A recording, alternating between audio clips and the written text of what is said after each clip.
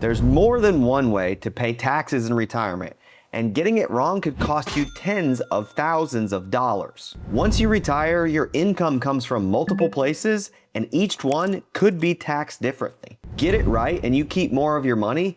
Get it wrong and it could cost you underpayment penalties, or you could be overpaying and leaving money at the IRS unnecessarily. One of the most common conversations that I have with clients is, how much tax should I withhold? Or how is this going to be taxed? And so in today's video, we're gonna break down several different ways that your retirement income is taxed and how to handle it. When we jump into our different tax buckets that I'm always talking about, your tax deferred bucket, right? Those are things like IRAs and 401ks, all right? So if you've got an IRA or a 401k or dollars that you haven't paid tax on yet, and you poke a hole in this bucket and take money out, you have to pay tax.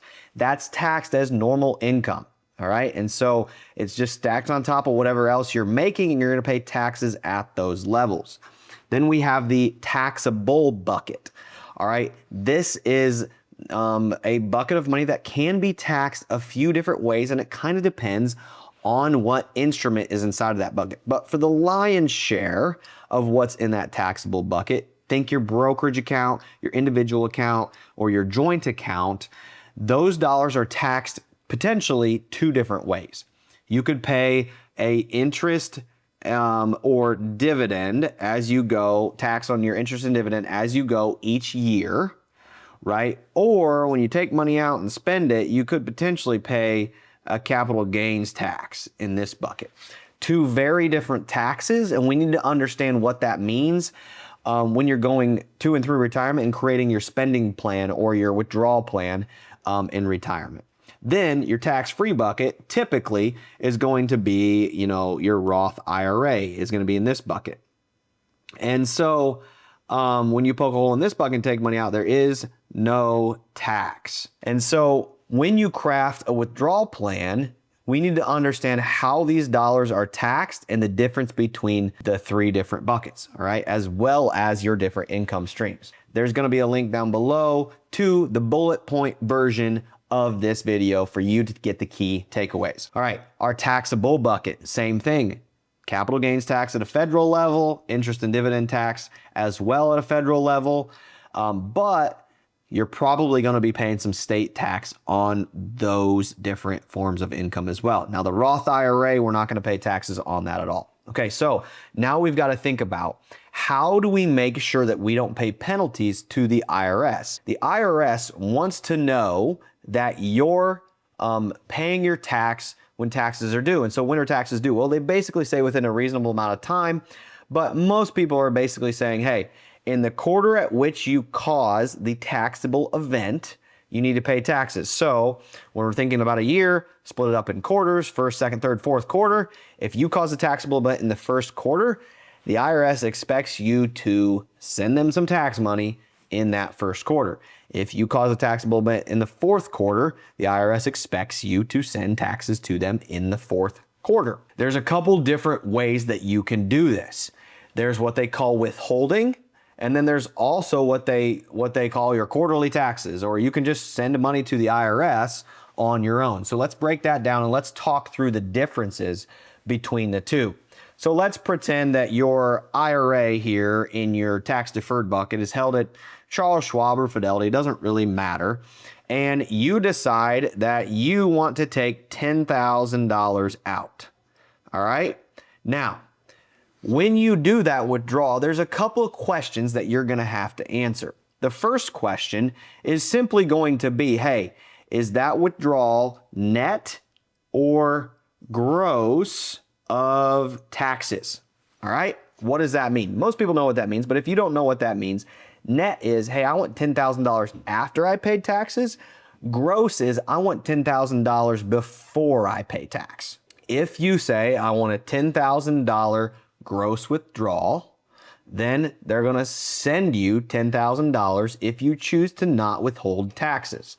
If you do not withhold taxes in this scenario and you get $10,000, you're going to need, in most cases, to send some money to the IRS to cover the taxes that you owe on those dollars. Now, most people do that through what they call quarterly estimates, but if you have a large withdrawal and for whatever reason you choose to send the taxes in on your own, you can do that whenever you make that withdrawal. Another example of this would be a Roth conversion. You can convert money. So let's walk through that. If you convert dollars from here to here, when you cross from one bucket to the other, you're going to owe taxes. You can choose to either withhold that money and send it to the IRS, or you can go ahead and write a check out of your bank account when you do that. But what most people do, in a lot of cases, is they're going to say, hey, I want $10,000 and I want you, Fidelity or Schwab, whoever the custodian is, to withhold taxes. And so then you're going to have to say, how much tax do I want to withhold? State and federal. So if we think about that, you got 10,000 bucks and it's coming out of your IRA, and you decide for ease of math that you need to withhold 10% in taxes. Well, 10% of 10,000 is 1,000 bucks. So once they do that, you're going to get a check for $9,000. Now, that was just federal tax. If you had state tax on top of that, because you lived in a state that has state taxes for retirement dollars, you would need to define how much do I want withheld for state tax as well. So when we set up withdrawals out of your retirement accounts, and we do that on a monthly basis, most times the easiest way is to figure out, hey, we're going to be in this tax bracket and we're going to owe this much in taxes. So let's make sure we're withholding those dollars on a regular basis, right? As you were working, you were getting a paycheck. The payroll company, the people printing your paychecks, were withholding taxes and sending it to the IRS. And then at the end of the year, when you did your taxes, you found out, hey, did I withhold enough or did I owe some money? If you owe too much money, you may have to pay a little bit of a penalty. If you sent the IRS too much money and you're going to get a tax return, that's great, but you basically just loaned the IRS money and they're not going to give you an interest rate on that. And so trying to calculate and figure out your taxation for that year and trying to kind of end up at equal and even when you do your taxes is the best thing. If you have some weird situations where you're taking lump sums out, or your income is volatile and can go up and down, or you maybe don't have control because you have some mutual funds in this taxable bucket that we always talk about, you may not have full control of your capital gains and some things like that. That's where it starts to get a little more complicated in calculating the tax that you'll owe and making sure that you avoid penalties. And so if there's things that are more complicated in your situation, you need help, we're happy to help you. We talk about this stuff all the time.